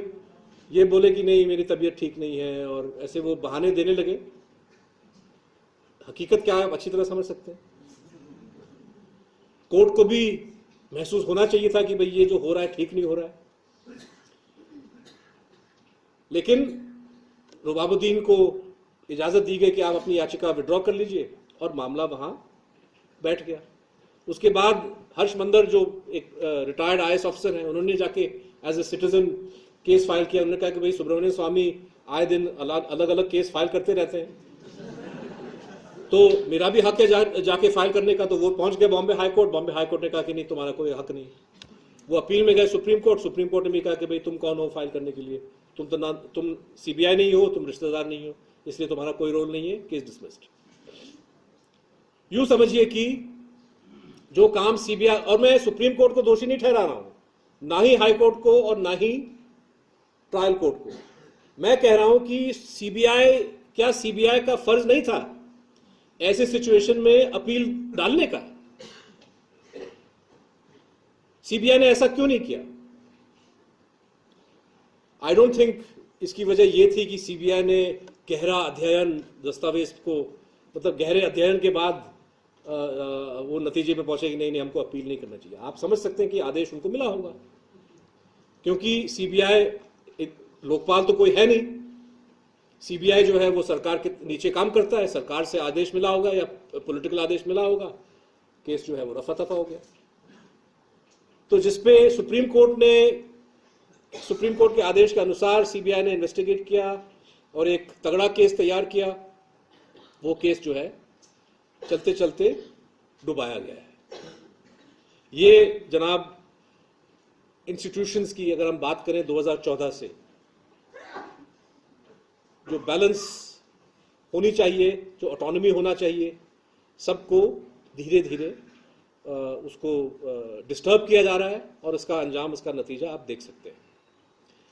2014 के बाद एक और हकीकत है जो डेमोक्रेसी को एक तरह से खोखला कर रहा है, कमजोर कर रहा है, और वो ये कि एकदम कॉर्पोरेट के पक्ष में जो आर्थिक नीतियां हैं मोदी सरकार की।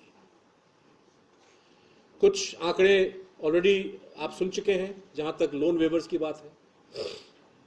मैं आपका ध्यान आकर्षित करना चाहूंगा पर्यावरण के हवाले से, जिस तरह से कानून का उल्लंघन किया जा रहा है, जिस तरह से रूल्स का वायलेशन किया जा रहा है, जिस तरह से बड़े बड़े कंपनियों को खुला छूट जो कानून के तहत उनको नहीं मिल सकता, कि जंगलों में, पहाड़ों में आप जाके फैक्ट्री खोलिए, ज़मीन आपको जितना भी चाहिए विदाउट एनवायरमेंटल ड्यू डिलिजेंस आप उसको ले सकते हैं। बहुत सारी चीज़ें जिसकी वजह से, और ये तो एक तरह से क्लियर पॉलिटिकल सौदा है, क्योंकि जब हमने पहले आपसे कहा कि मनमोहन सिंह साहब से जो हिंदुस्तान के जो बड़े उद्योगपति सब थक चुके थे, वो इसलिए थके क्योंकि उनको लगा कि भाई हमारे प्रोजेक्ट जो हैं जिस तरह से क्लियर होने चाहिए वो क्लियर नहीं हो रहे। क्यों नहीं हो रहे थे? सीधी सी बात है कि UPA सरकार, उस जमाने में लेफ्ट पार्टीज का दबाव था, पीपल्स मूवमेंट्स के भी दबाव थे, और सरकार उस तेजी से आगे नहीं बढ़ पाया। लेकिन सरकार की लाइन 2013 में बदल गई। आपको याद होगा जब राहुल गांधी ने CII में जाके भाषण दिया कि हाँ मैं अच्छी तरह समझता हूं कि आपके प्रोजेक्ट्स रुके हुए हैं, मैं कोशिश करूंगा आपके प्रोजेक्ट्स को जल्दी से जल्दी क्लियर करने का, और सबने तालियां बजाई। लेकिन तब तक जो है बस निकल चुकी थी, क्योंकि जो उद्योगपति हैं वो ऑलरेडी टिकट मोदी साहब के बस पे उन्होंने खरीद लिया था। तो जाहिर है कि जिस बेसिस पे उन्होंने मोदी साहब को सपोर्ट दिया कि भाई हमारा ये प्रोजेक्ट फंसा है, वो प्रोजेक्ट फंसा है, अडानी का कुछ है, अंबानी का कुछ है, तो उस पे जो ढील की उम्मीद थी, उस पे पूरी तरह से मोदी सरकार खरा उतरा है, और उनको तमाम जो छूट ये लोग चाह रहे थे उनको मिला। कुछ चीज़ें तो खैर ये लोग नहीं दे पाए, ख़ासतौर पे जो भूमि अधिग्रहण जो संशोधन लाना चाह रहे थे, जिसके तहत आम किसान की ज़मीन और आसानी से सरकार बड़े उद्योगपतियों के लिए छीन पाती, उसको जो है मोदी पारित नहीं कर पाए, क्योंकि देश भर में जिस तरह से किसानों ने अपनी आवाज़ उठाई, किसानों ने कहा कि हम इसको पारित नहीं करने देंगे, यहाँ तक कि RSS भी एक तरह से मजबूर हो गया। ये उनका डिक्लेरेशन था कि भाई ये कानून ठीक नहीं है, तो मोदी को 2 कदम पीछे हटना पड़ा। लेकिन उसको अगर आप छोड़ दीजिए, निवेश की अगर हम बात करें, इंश्योरेंस, बैंकिंग और एनवायरनमेंट का तो वैसे भी हमने आपको कह चुके हैं कि ये पूरी तरह से जो इकोनॉमिक पॉलिसीज हैं इनकी, ये मनी पावर का इन्फ्लुएंस आपको साफ जाहिर है, साफ नजर आ रहा है। और इसका जो विपरीत इसका जो इफेक्ट है, और यहाँ पे मैं तीसरा पॉइंट मोदी सरकार के कार्यकाल के बारे में आपके सामने रखना चाहूंगा कि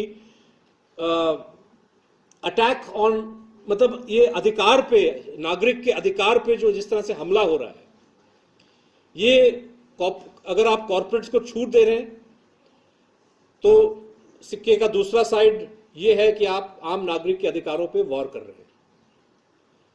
और स्पेशली जो अपनी आवाज सरकार की नीतियों के खिलाफ उठाते हैं, एक तरह से उस डिसेंट को क्रिमिनलाइज करने की कोशिश की जाती है।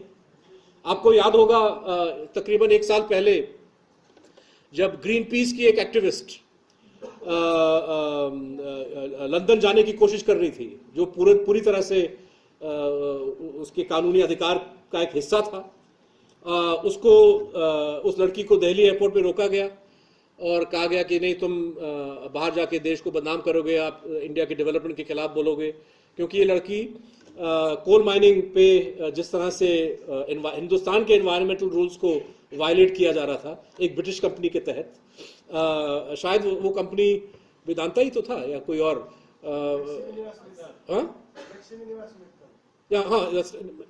एसआर कंपनी था, लेकिन ये वही टाइप ऑफ कंपनी जो लंदन बेस्ड है लेकिन भारतीय मूल के कंपनी के कंट्रोल में है, लेकिन उनपे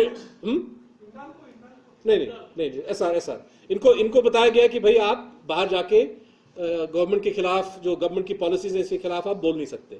बाद में हाईकोर्ट ने इस सरकार को टोका और कहा कि भाई ये क्या, आपको कोई हक नहीं किसी को इस तरह से रोकने का, लेकिन वो एक मिसाल था किस तरह से, और आज तक अब 1.5 साल हो गया, आज तक न होम मिनिस्ट्री से, न प्रधानमंत्री से, न किसी से कोई अपॉलॉजी, कोई सफाई कि भाई हमने ऐसा क्यों किया और दोबारा हम ऐसा नहीं करेंगे।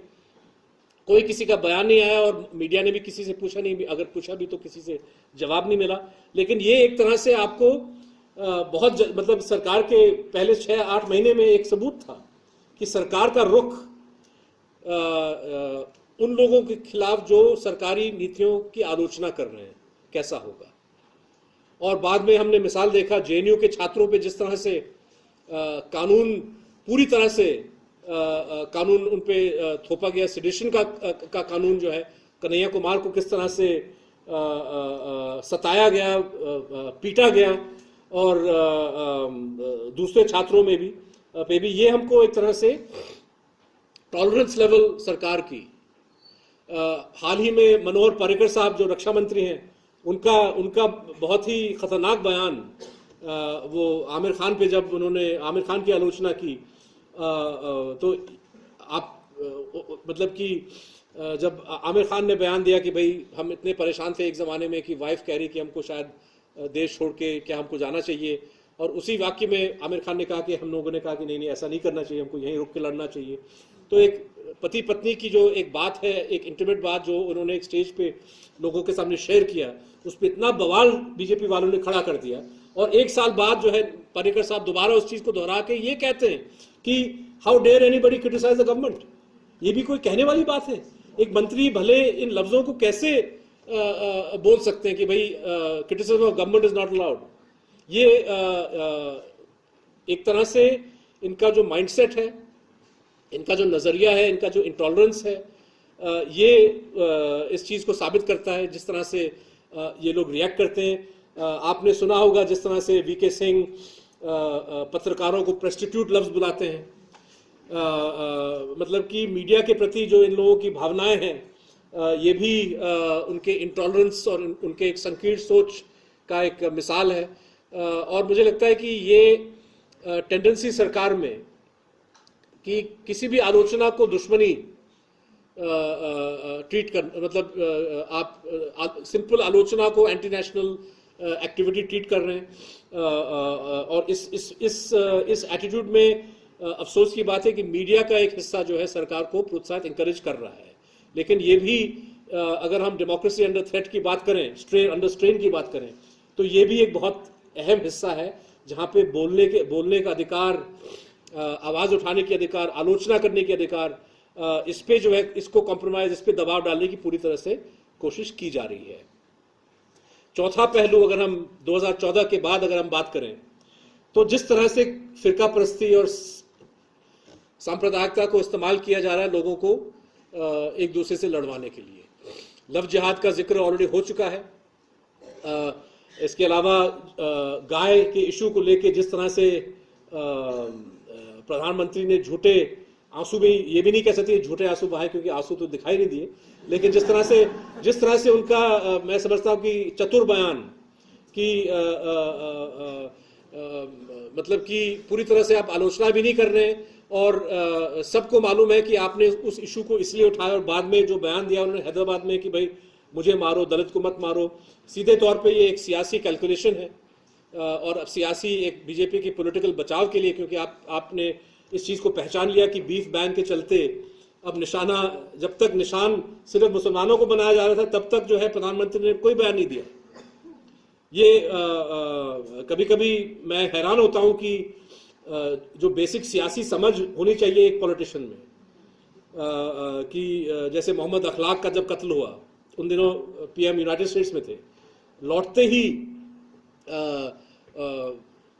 अगर वो अखलाक के परिवार से मिलने जाते तो मुझे लगता है कि प्रधानमंत्री के दफ्तर को शोभा मिलती और तमाम जो लोग हैं जिनको लग रहा था कि भाई मोदी साहब चुप क्यों बैठे हैं, कहीं ना कहीं क्या तालमेल है इन दोनों का, इन लोगों का मोदी के साथ, वो सारा जो है वो स्पेकुलेशन खत्म हो जाता है अगर मोदी साहब एक तरह से हमदर्दी एक नागरिक के परिवार के साथ दिखाते, लेकिन वो कर नहीं पाए, चुप रहे। आज तक जो है मुसलमानों पे जो हमला हुआ, मुसलमानों पे जो दबाव पड़ रहा है, इसके बारे में प्रधानमंत्री जी कुछ नहीं बोल रहे हैं, कुछ नहीं बोल पा रहे हैं। खैर ऊना में जो हुआ, अच्छी बात है कि प्रधानमंत्री ने टिप्पणी दी, रिएक्ट किया। उनका कहना कि बहुत सारे नकली गोरक्षक इधर उधर घूम रहे हैं, उन पे एक लिस्ट बनना चाहिए इन लोगों का, ये दिखावे के लिए है कि प्रधानमंत्री सीरियस हैं। मुझे थोड़ा सा शक है इस पे, क्योंकि ये प्रधानमंत्री चुनाव के टाइम में आप लोगों को अच्छी तरह याद है कि गाय का इशू राष्ट्रीय स्तर पे किसने बनाया? मोदी साहब ने खुद बनाया। पिंक रेवोल्यूशन की बात कर रहे थे, अलग अलग जुलूसों में उन्होंने कहा कि भाई कांग्रेस के कार्यकाल में बीफ एक्सपोर्ट इतना इतना बड़ा है, गाय को काटा जा रहा है। यहां तक कि बिहार के चुनाव में मोदी साहब ने बीफ इशू को रेस किया। चुनाव के एक दिन पहले बिहार के अखबारों में बीजेपी पार्टी ने इश्तिहार छापे जिसमें गाय की तस्वीर प्रोमिनेंटली दिखाया गया और ये बताया गया कि अगर आप गाय और बछड़े को बचाना चाहते हो तो बीजेपी को वोट करें, दूसरों को वोट मत करो। इस किस्म के इश्तिहार बीजेपी ने मोदी साहब के कार्यकाल में छापा। अब मोदी साहब कह रहे हैं कि भाई इशू ये है कि गाय की जो समस्या है, गाय का जो सबसे बड़ा खतरा वो गाय के कत्ल का नहीं है, प्लास्टिक का है। तो हमने जाके नेट में सर्च किया कि चलिए ये तो बड़ी अच्छी बात है, क्योंकि वाकई में हिंदुस्तान के गाय प्लास्टिक की समस्या से परेशान है। बहुत सारे जो डेथ्स होते हैं क्योंकि वो उनको छोड़ा जाता है, रबिश खाते हैं, प्लास्टिक उनके पेट में चला जाता है। तो हमने देखा कि भाई इससे पहले मोदी साहब का प्लास्टिक के हवाले से बयान देखे भी कहाँ, क्योंकि अगर वो इतने चिंतित हैं और अगर वो कह रहे हैं कि गाय के कत्ल का सवाल नहीं है, प्लास्टिक खाने का है, तो कहीं ना कहीं पहले कहीं बोला होगा, लेकिन कोई ऐसा हमको बयान नहीं मिला। मतलब कि जिस लीडर ने काउ किलिंग को ही आपने स्वयं इसको इशू बनाया, अब हम कैसे मान सकते हैं कि आप पीछे हटना चाहते हैं? और अगर आप पीछे हटना भी चाहते हैं तो इसकी वजह बहुत साफ नजर आ रही है कि आप नहीं चाहते कि हिंदुस्तान का दलित जिसकी वोट की तलाश में आप हैं उत्तर प्रदेश में और पंजाब में, सिर्फ और सिर्फ उसी वजह से आप इस तरह की बयान दे रहे हैं, इस तरह की बातें कर रहे हैं। असल में जो है आपका कोई इरादा नहीं है सांप्रदायिकता और सांप्रदायिक ताकतों को रोकने का। कंक्लूजन तो यही है। उनसे एक इंटरव्यू में पूछा गया कि आप बहुत सारे लोग हैं जो अनाप शनाप बयान देते रहते हैं।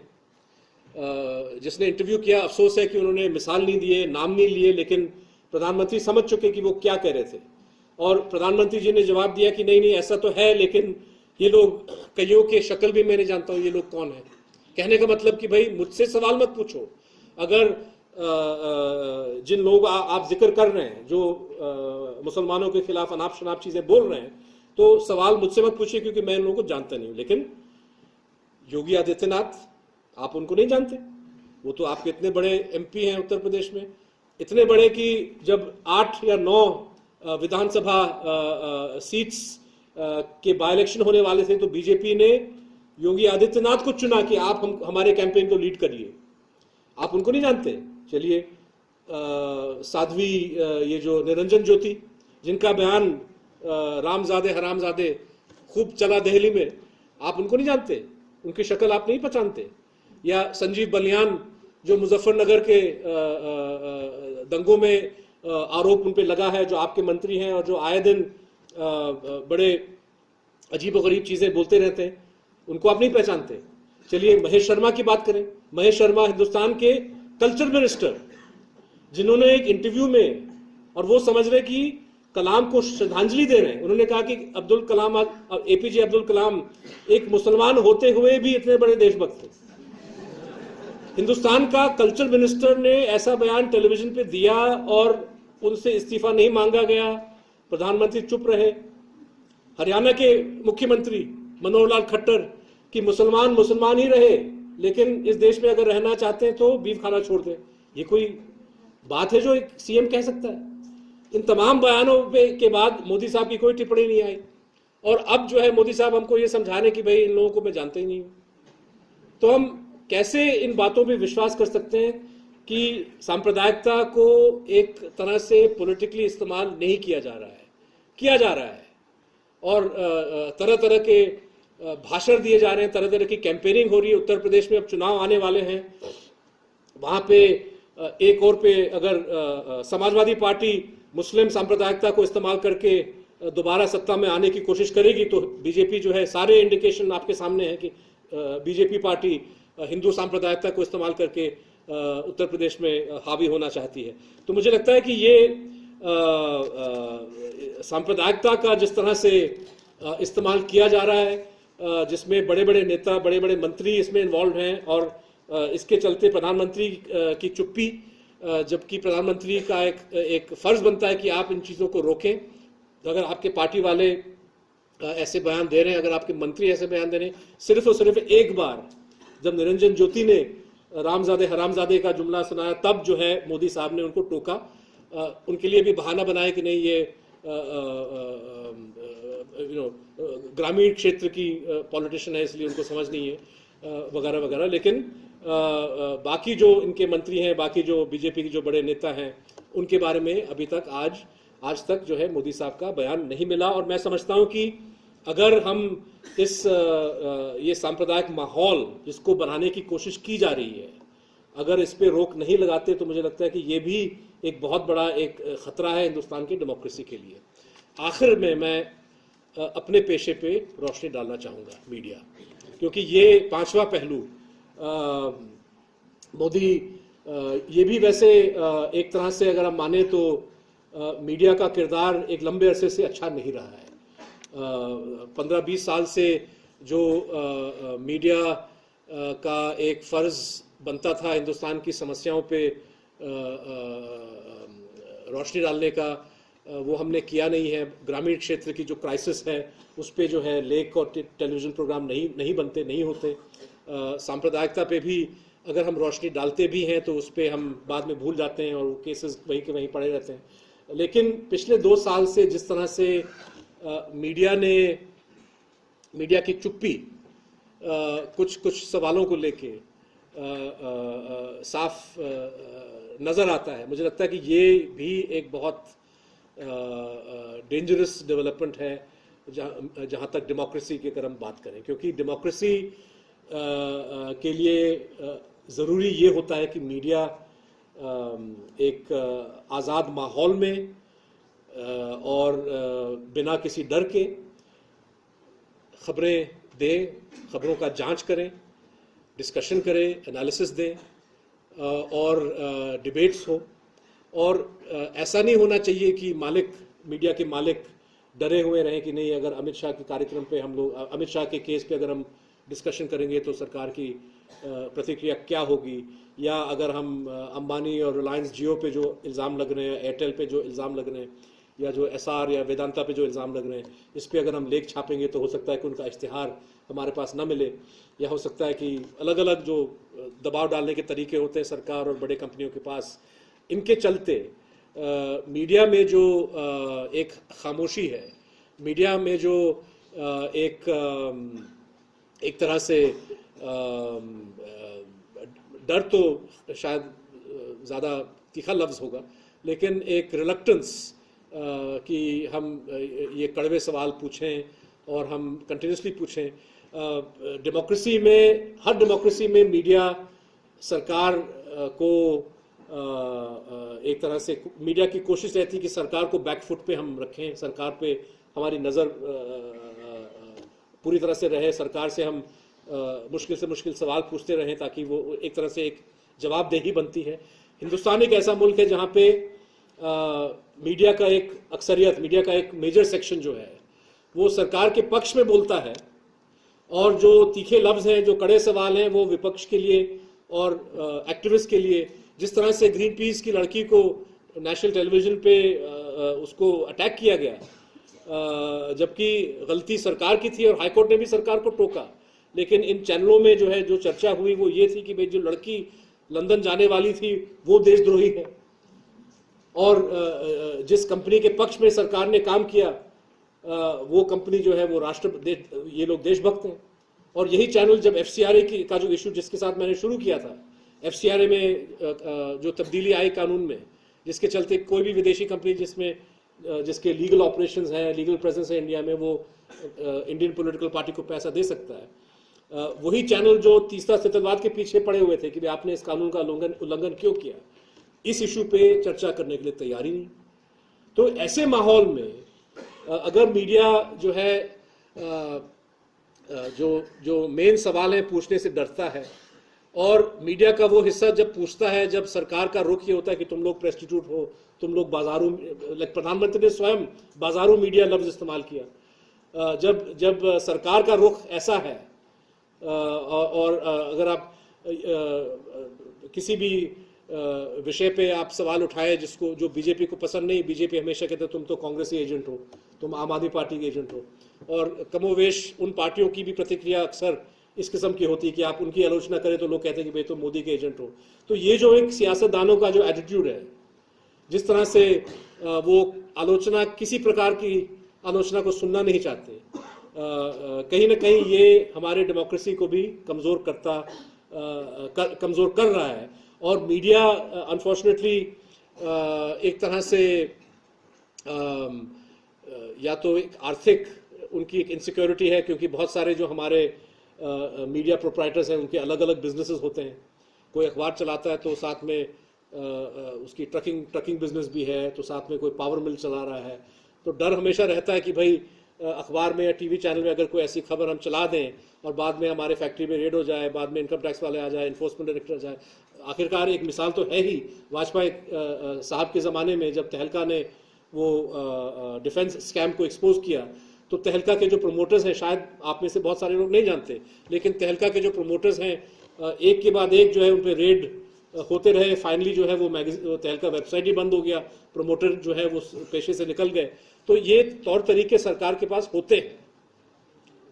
क्रिमिनल डेफेमेशन एक बहुत ख़तरनाक कानून है जिसका दुरुपयोग हिंदुस्तान के हर कोने में स्टेट गवर्नमेंट्स अक्सर इसको इस्तेमाल करते हैं। कानून है सरकार के हाथ में, लेकिन कानून से ज़्यादा मुझे लगता है कि ये मीडिया प्रोप्राइटर्स की जो एक डर, एक भयभीत जो उनका एक रुख है, ये मीडिया को मार डाल रहा है। और इससे ज़्यादा जो मुझे दुख पहुंचाता है वो ये कि इन दिनों मीडिया का एक हिस्सा, मीडिया का एक बहुत बड़ा हिस्सा प्रेस फ्रीडम का सबसे बड़ा दुश्मन बन चुका है। जिस तरह से अलग अलग विचार, अलग अलग ख्याल रखने वाले पैनलिस्ट को जलील किया जाता है चैनल्स पे, उनको देशद्रोही बुलाया जाता है, उनको पाकिस्तान के एजेंट बुलाया जाता है। डिबेट की जो जगह होनी चाहिए मीडिया में, ख़ास तौर पे जब सरकार ऐसे नीतियों को अपना रही है जिससे कोई अच्छा निष्कर्ष नहीं निकल रहा। मैं कश्मीर के हवाले से आपसे कह रहा हूँ कि 35 दिन अगर किसी प्रांत में कर्फ्यू आप लगा रहे, तो ये साफ जाहिर है कि आपके पास सोल्यूशन नहीं है। तो अगर आपके पास सोल्यूशन नहीं तो हम चर्चा तो करें, लेकिन चर्चा करने वालों पे अगर आप बरस पड़ोगे, उन पे आप ये देशद्रोही का लेबल आप चिपकाओगे, और अगर ये काम सरकार नहीं मीडिया करेगा, तो मुझे लगता है कि इससे ज़्यादा खतरनाक माहौल शायद देश के सामने हम नहीं खड़ा कर पाएंगे। मीडिया का सिचुएशन सुधारने में बहुत अहम किरदार है, और मीडिया जब तक उस रोल को अपनाएगा नहीं, तो तमाम जो खतरे मंडरा रहे हैं हिंदुस्तान की डेमोक्रेसी के ऊपर, जो दबाव जो पड़ रहा है हिंदुस्तान की डेमोक्रेसी के ऊपर, आज से नहीं 15-20 साल से मुसलसल, जब तक मीडिया अपनी आवाज़ को उठा नहीं पाएगा, जब तक आप जैसे people's movement, social movement, civil society organisations, आप भी अपनी जगह में इस चीज़ को उठाएं और इस पे डिस्कशन करें, तब तक मुझे लगता है कि जो सवालिया निशान 70 साल के बाद हिंदुस्तान के डेमोक्रेसी पे खड़ा नहीं होना चाहिए था, वो सवालिया निशान खड़ा है, उसको हम हटाने में सफल नहीं होंगे। शुक्रिया।